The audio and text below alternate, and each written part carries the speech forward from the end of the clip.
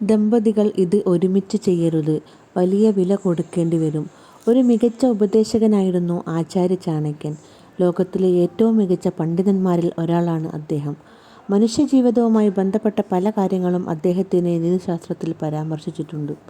ഭാര്യാഭർത്താക്കന്മാർ തമ്മിലുള്ള ദാമ്പത്യബന്ധം എങ്ങനെയായിരിക്കണമെന്ന് ഇതിൽ പറയുന്നു. ദാമ്പത്യം സുഗമമായി നടക്കാൻ ഭാര്യാഭർത്താക്കന്മാർ തീർച്ചയായും ഈ കാര്യങ്ങൾ ശ്രദ്ധിക്കണം.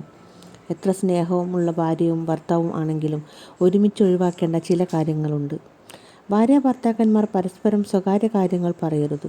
ചില കാര്യങ്ങൾ സ്വയം സൂക്ഷിക്കണം. ഭാര്യയും ഭർത്താവും ഒരേ തൊഴിലിലോ ഓഫീസിലോ ജോലി ചെയ്യാൻ പാടില്ല. ഇത് ജോലിയുടെ സമ്മർദ്ദം യാന്ത്രികമായി പരസ്പരം ബാധിക്കപ്പെടുന്നു. ഭാര്യാഭർത്താക്കന്മാർ ഒരുമിച്ച് ധ്യാനിക്കരുത്, കാരണം അത് ശ്രദ്ധ വ്യതിചലിക്കാൻ ഇടയാക്കുമെന്നും ചാണക്യൻ പറയുന്നു. വീഡിയോ ഇഷ്ടമായാൽ ലൈക്ക് ചെയ്യാനും സബ്സ്ക്രൈബ് ചെയ്യാനും മറക്കല്ലേ. Thank you.